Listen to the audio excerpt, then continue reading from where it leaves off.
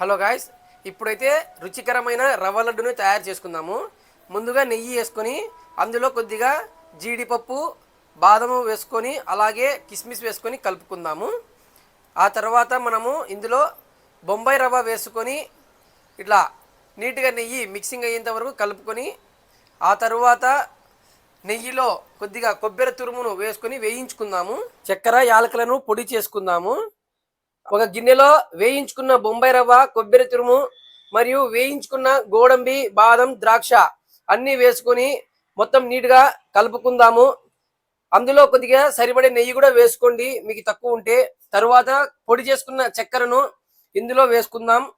అలాగే అందులో గోరువెచ్చని పాలు వేసుకొని కలుపుకుందాం.